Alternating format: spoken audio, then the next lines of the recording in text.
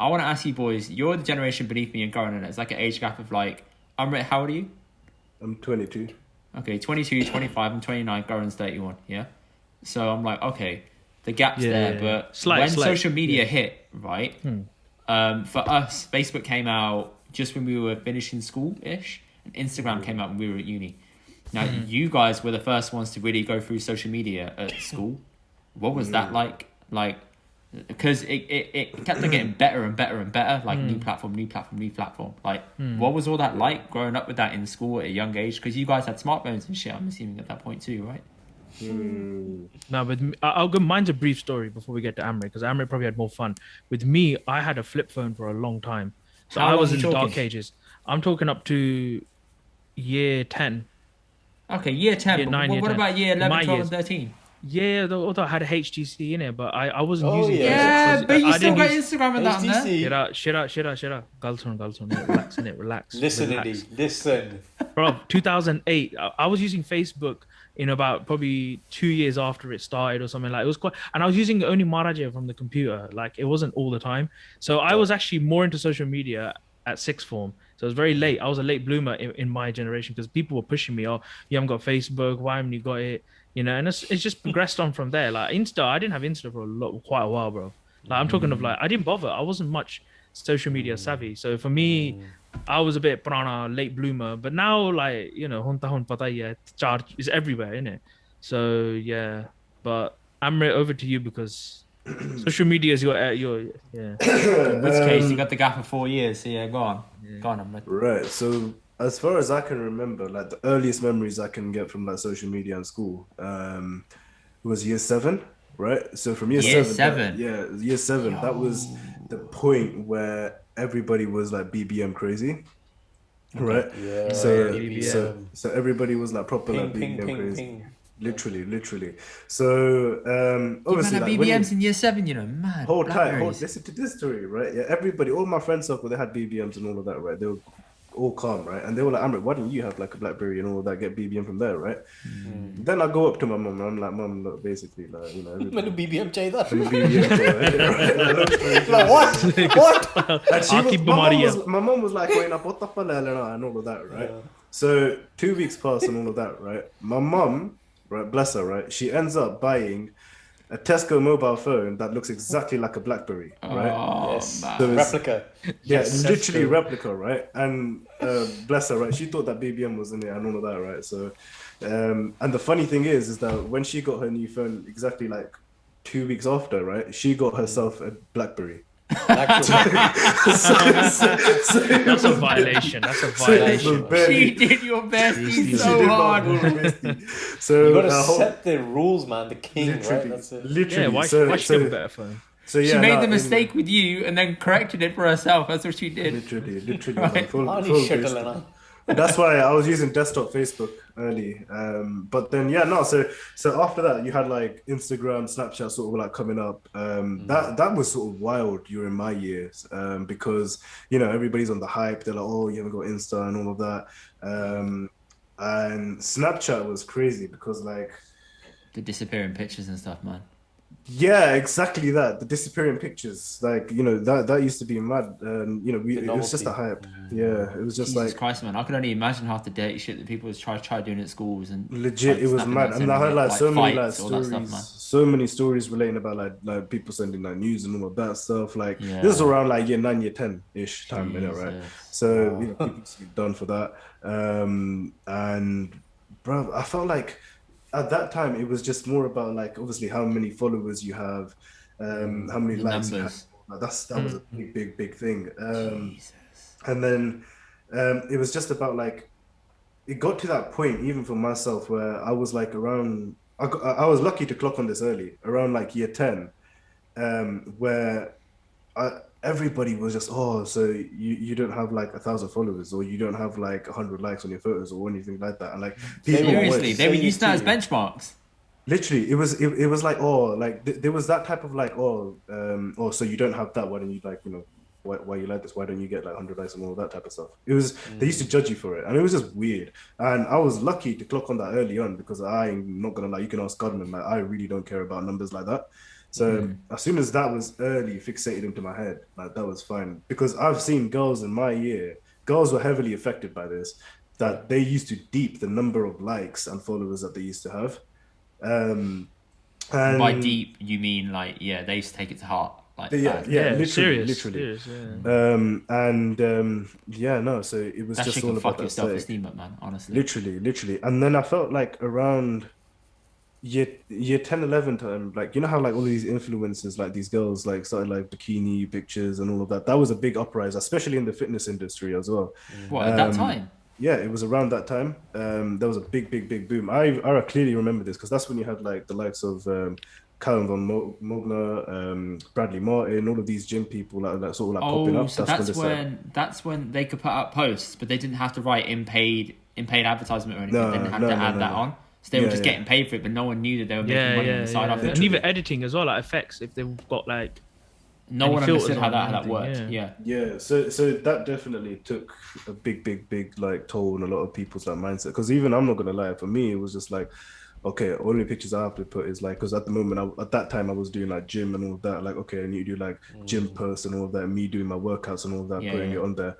I went through a phase of that, and then I just stopped doing it completely because I was just like, bro, it's my own personal gain. I don't want to like disclose it off to you. Like, you don't want to put it in the hands of other people to judge you on that or anything. Yeah, exactly. So that's the thing. But overall, I've seen like a lot of like messed up stuff. Like, a lot of situations where like people are sending like either nudes or like horrible messages and all of that, and then just getting done for it. Cyberbullying must have been an all-time high then, man, as well. Especially in like year 11 and 12, bro. Literally, those bunker used to happen there. Year 12 and 13, it sort of like lifted off a little bit, like because people get a little bit mature. But especially in like around year 11 and 10, that was like bunker, man, left, right, center. Did schools have to do anything to like fix that, or were they like no? I remember there was an incident where like a girl, like there was a problem with some girl, like she gave a nude to somebody and like he started like giving it off and like he was being a bit of a prick about it and just saying like, oh, look what she sent me, like that. Yeah, literally. And then the school did get involved, and then it was like the deputy heads got involved, police got involved, because obviously it's underage, isn't it? You know what I mean? And then obviously families got involved. It was mad. So I don't know in detail about the situation, but I know there were things like that going on in school related to that type of stuff. So I had a story like that, just like similar, but this is when like obviously I wasn't using social media as much, but other people around me were.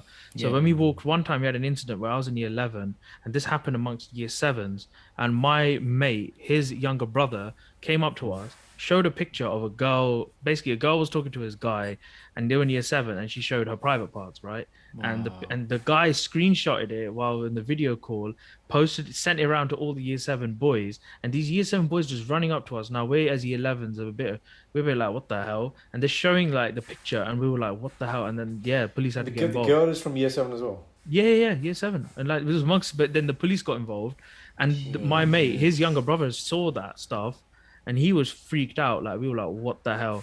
And sometimes I just think I'm happy actually I didn't use social media that like till late. Like to be honest, I was happy. I'm not gonna lie, I was more like, I wasn't. Everyone goes through that phase. You're on social media all the time. You just anytime you're not having a conversation, you pick up your phone. The first thing you do is go on Insta, Twitter. Like, why do you need to do that? Like, you got the world around you, and no, I mean, like literally, if you're standing on the train, you see the elderly people. They want to have conversations with you, or the older generation, like even above you guys, like 50s and above. They want to talk, but everyone's just sit on their phone. There's no art of conversation, and that me worries as in the future generation now, the young kids now walk. You know what I mean? Like, that's the problem, because even if I look at my cousins now, they're also like they have the same sort of like mentality. Mindset. No, not mentality. I'd say it's worse. It's completely worse. They are in one of them's in year 7 and the other's in year 9, going off to like year 10, right, into GCSEs, and the way that they think about it, the one in year 7 is far worse. Like she thinks about makeup always constantly on the phone and all about like how the aesthetic is, you know what I mean? And it's just like I didn't even think about that type of thing when I was like in year 10 or year 11. I didn't have those pressures. But it's different for girls, lads. This is the thing. Like, you got to respect it. For girls, there's a lot more pressure on looks compared to guys. There is that massive thing. Yeah, it's just mad. And what the universally, accepted standard is for beauty So what you boys don't know is I used to run a aesthetics company. We used to do like Botox and lip fillers and all this stuff. But we sold it. And the reason why we sold it was this it really is a problem, man. There were some people who came to us, like our elderly population, who had like a few wrinkles, but clearly didn't have body dysmorphia, just wanted a few things, right? Absolutely fine, reasonable.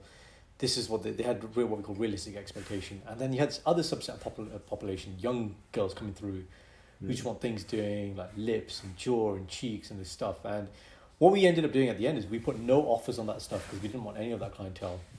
And this older clientele were just much better than haggle for price, and they were very realistic. And we just realized, this isn't doing good for anyone. And the comment that did it for me, so I had this marketing mentor, right? And we wanted him to do the marketing for our thing to get more clients, build funnels and stuff.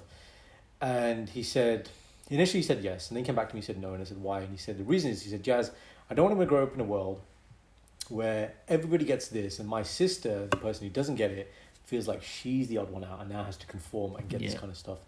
And then I thought about that, and I was like, yeah, that would be a horrible fucking world, wild, man, honestly. Right? Imagine that. And that's just that one comment, man. Like the reflection I had in that one comment made me go, no, sell this business, da-da-da-da-da.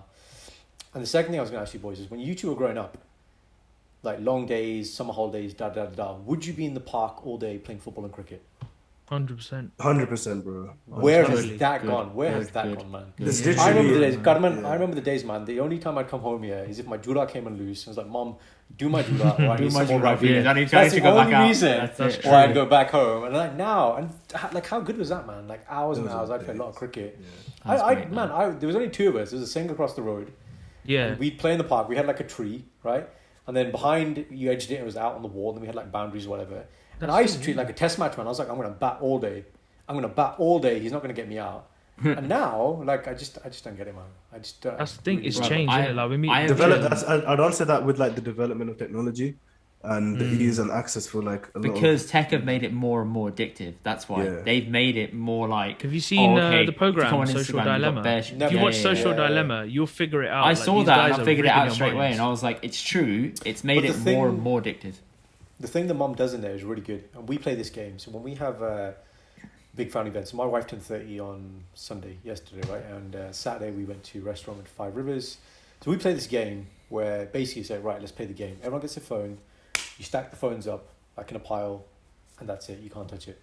That has to be done, man. And like you said, the art of conversation is just that. And the problem with the art of conversation is now that people have these bullshit, superficial conversations. It's like, I'll give you one free thing that I teach in my coaching anyway. You see people and it's like, oh, hi, how are you? How was your weekend? Yeah, my weekend was fine, thank you, bye. And then that's it, you just don't talk. But if you switch that question to, what was the best thing about your weekend? Bang, you got a conversation. Yeah, really get to it. It's the quality of the question. Can I just answer that though? England winning. Winning. There you Ukraine. go, bro. There you go. Where were you when England won 4-0? At the restaurant. You were at the restaurant during the game? But Galson, my brother-in-law, he had it all hooked up. He had an iPad and everything. There was a separate table for the guys watching it. The staff, at the restaurant, they were loving it as well, man. They kept walking past and they were like, That's the thing, yeah. My dad was really ducky. It's actually interesting. I rate that. Go on. I remember you mentioning that on another episode, the part about what it was the best thing in your weekend, because it's an open question. It's not closed. The answer has to be, it makes you think, makes you talk. Therefore, you have a convo. You ask, why isn't it? Like somebody says something to you about, like, a lot of my coaching is, but why? Why do you feel like that? Okay, but why? But why?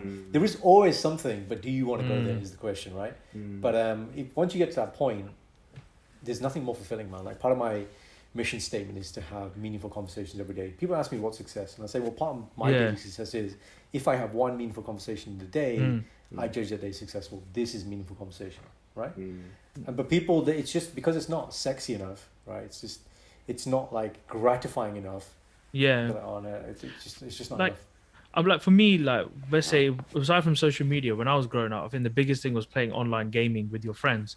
So, which like, Modern Warfare 2, because you're doing something. But that was the one thing. But even then, my parents, they had a limit, and I thank them for that. A lot of my mates had like TVs in their own rooms at a young age. You know, I went to a Gora school, man. You know, I wanted that as well. They always roll with that. Like, But me, I had a limit, like up to 5 o'clock from school, after school hour, limit bus ban the gun PlayStation, right? And that I actually thank. I'm thinking, me as a parent now, if I was gonna be in the future, when you have a kid, you're not gonna let them have a phone. You got to do the same thing. Let them get social media for a while, because you can't have it at a young age. It's very, very. First of all, they're young. They need to gain those skills, going out, playing sport, or doing something active. The issue is, then slowly phase it in. But it's hard because of social media pressure from society. We're taking that approach. It's pressure, right? So if you're the kid in school that hasn't got a phone, you get teased. You get bullied. No, get a phone, but. Yeah, like it's just but how can you get a phone? How can you get a phone? 32 How can you get a phone, but then not let's jump on it? Let's go mobile. Get the BBM, man. Get Look, the BBM, people man, were jumping on me, get Facebook. I took my time when I got Facebook. It was just only at home, Maraja with a laptop. Because of Desi parents, they don't, a Facebook chija. But now it's on their phone, it just gets a bit too addictive. And even we're addicted to it. Like, if you think how many times a day, how many hours you spend on Instagram. Like, even with podcasting now, you have to use Instagram a bit more, posting and social media. To talk to people. But like, we have to, like, I think Amrit taught me this as well, have like a kind of phase where you just sort of don't touch social. You can't do too much social media. Like, Clubhouse was an example for podcasting. People were hooked on that so much. Hours. Yeah, me and Amrit tried it once. I remember that, Amrit. One night we just sat there and just like, what are we doing? It's like 11:30. I was genuinely getting anxiety over this. I was just like, because for me, I like FOMO, innit? Literally, I like to just chill, man. Just keep it like, just do normal shit, not on technology and all that, because it just gets too much, man. Really how do you tell your cousin to not get hooked on those numbers and that, considering how young they are? Like, you managed to... Year 7, what's the advice? So you managed to, like, snap out of that. So the year 7 one, I said, like, listen, look, this is where I had the idea to talk about the perception of beauty with Godman and makeup in our podcast Raw. In our Raw episode. So that's where it came up. But I told her, I said, like, you don't need to be so harsh on yourself. Like, I was like, everybody's just going to be putting so much pressures on society, on Instagram, things are so crazy. Like, things are not really how they're meant to be. Like, because you have your models that do like editing and all of that stuff. And then literally, what it was in from one out the other. She just didn't care because, she's young. She doesn't, she can't be asked for that. And I can understand that. But my cousin who's in year 9, she's a bit mature. She understood where I was coming from and all of that. And I was like, look, you've got to be sensible in terms of like your social media, like, the way that you present yourself. That's also one thing as well. And she has a head on her. She knows about it. So it is kind of tough and kind of frustrating when you're having a conversation and it just goes in from one ear and out the other. But you just got to understand it. You've got to understand it. There are some things in life which, your parents will probably say to you guys, man, take it from me, trust me, I've been there. And it's fine. Some things like, okay, don't jump off a bridge, you're going to die in it. You might think, oh, that's sensible. There are other things you just have to experience, man. And when you have life experience, that's the thing with the experience. It's just instant feedback. And once you get negative instant feedback, the best teacher, man, then you realize, okay, I don't need to do this, man. But it's difficult when you see it. And that's when now, like, okay, you have to let kids go through that pain, I guess. But then there is a level in it where it's like, how much can I let my kids suffer in this way all the time in the pursuit of something that they're never going to achieve? Think about it's like, how do you get a hold of them, just fucking shake him and say hatcha? Yeah. Literally, what it is like they're like a Gora with like the bloody just one direction. They can't see anywhere. Tunnel vision. It's slowly progressed. Like, we were the generation where it started. And it progressed, and now kids, when they're born, this is their life. So for me, when I was a kid, it wasn't around, but we grew up watching, just TV, but not recording. Cartoon TV. Network, man, those are the days. Subscription. Menga, bro. It's still Menga. Boomerang.